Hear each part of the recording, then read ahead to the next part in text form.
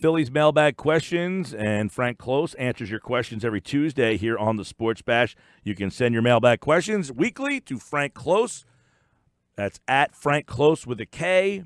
And the Phillies win last night. They get a nice outing from Velasquez. They get 2 dingers from Rhys Hoskins.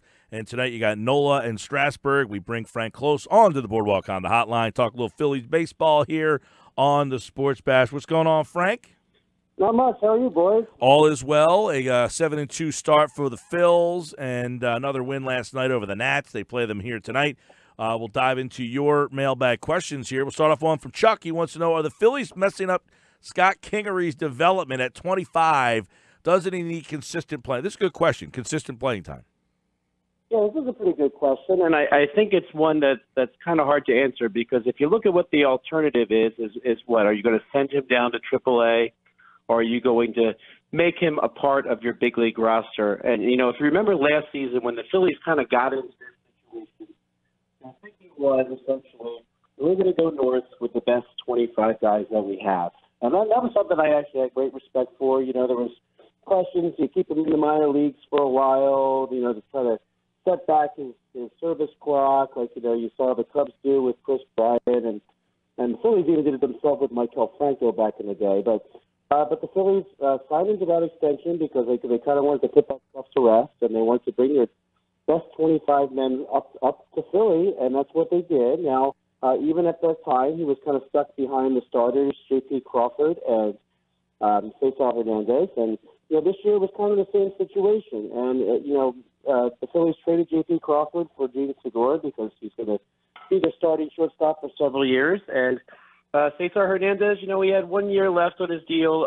There was not much of a second base trade market. And then the question, so basically the Phillies were stuck deciding, do we simply let Cesar Hernandez go? And if they were going to make a decision to, say, non-tender somebody like him and just simply release him, that's not really good use of value. And so the Phillies kind of rolled into spring training with the same idea that Kingery is one of the top 25 guys they have on the roster. And you know what?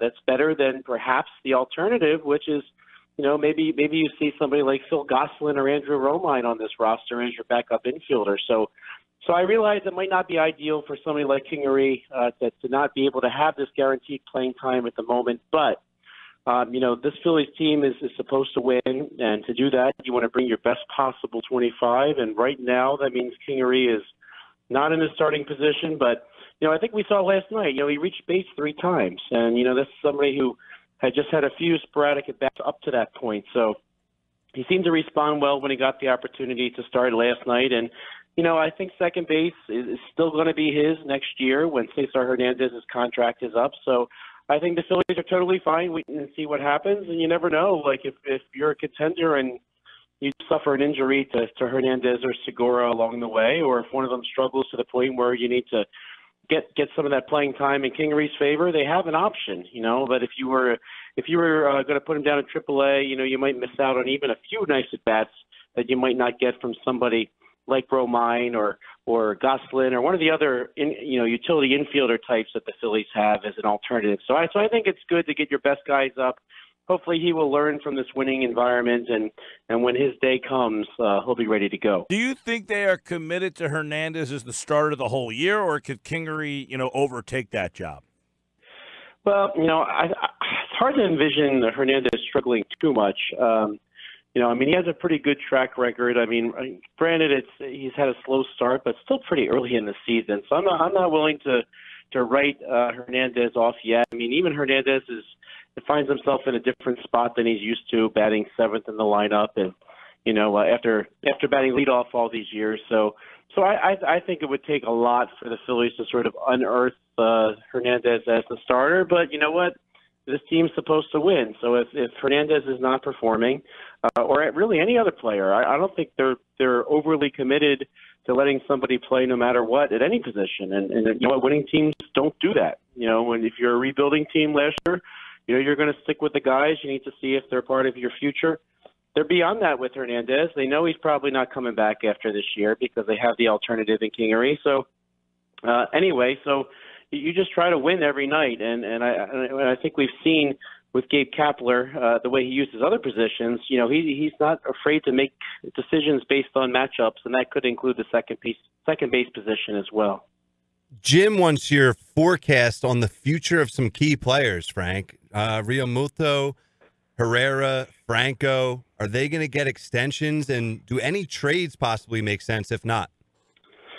Yeah, so I think, the one thing to consider, too, is Odubel Herrera did get his extension at the end of the 2016 season. He's with the Phillies through 2021 unless they decide to make a trade. And right now, we're seeing a good Odubel Herrera. We've kind of seen different appearances of Herrera at times throughout the last couple seasons. But I think that for the most part, somebody like him is safe, especially with no other alternative. Roman Quinn, maybe if he's healthy and just kind of plays his way in, they'll think about it. But he signed to that deal, so I think he's going to get the opportunities for at least the foreseeable future. Now, Maikel Franco, I think we're still kind of seeing this unfold.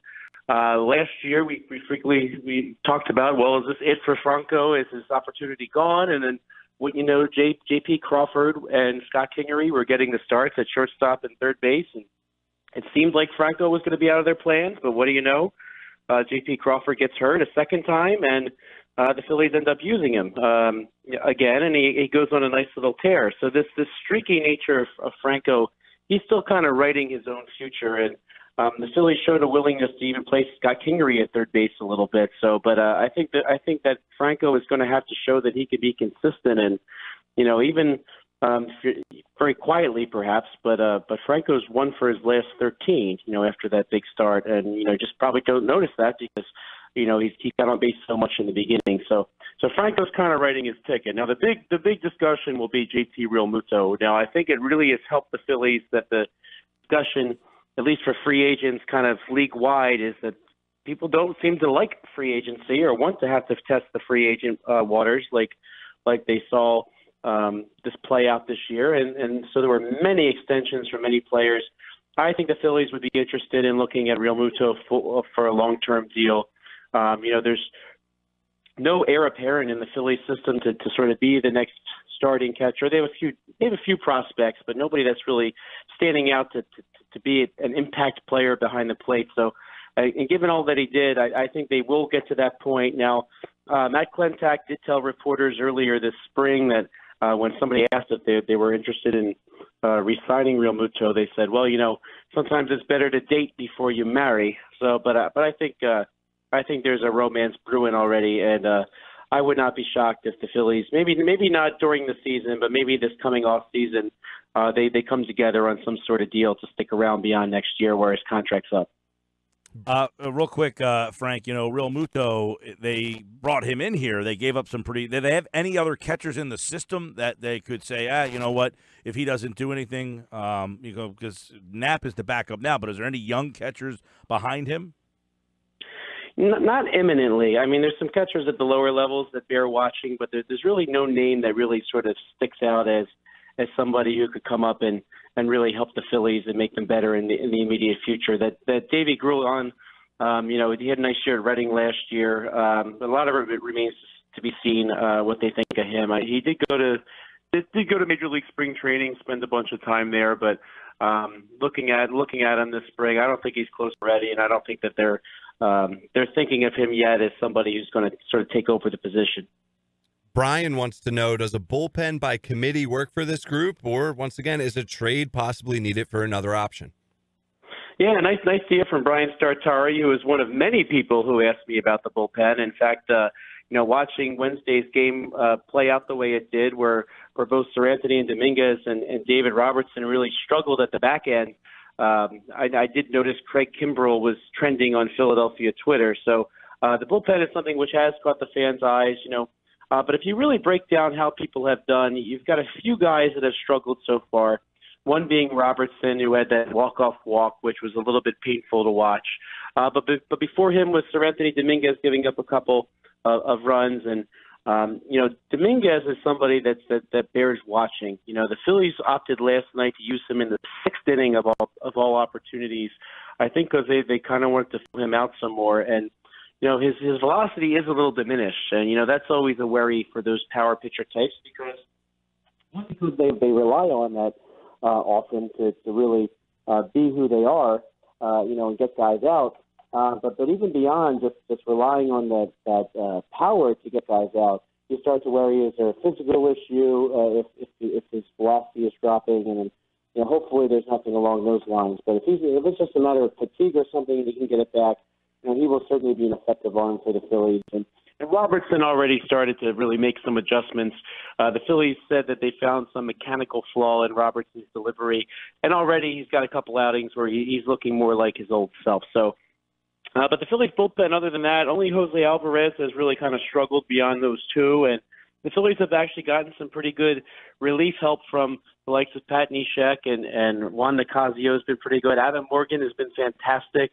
And even beyond that, Hector Neris rebounded from giving up a couple runs his first outing to even get the save on Sunday, so that was encouraging. And Edubray Ramos hasn't been scored upon in his couple outings either. So the Phillies are pretty deep.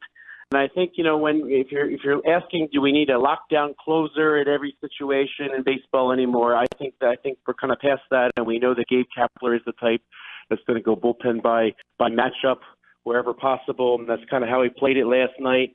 Once he got to the back end, using Pat Neshek to get the last couple outs, who did get them, did get the last few outs for the save, despite giving up a home run. So I don't think it's any type of panic mode yet for that, and I don't think that even if the Phillies did surprise everybody and sign Craig Kimbrell, I could see somebody like Gabe Kapler using him in the matchup situation because that's what Gabe Kapler does. So I don't think it's time to panic yet for the Phillies closing situation or in how the bullpen's managed. And I think that a lot of these guys ultimately hit their stride as time goes on, and I think there's still time for that to happen. We're still pretty early, and we'll see what happens. But we're going forward now. I think he's going to be careful with Seranthony Dominguez. I think he's going to be more likely to use Hector Neris in the higher leverage situations, and I think it'll ultimately work itself out over time. It's not like last year or the year before that where there was a constant cycle of people between AAA and the majors.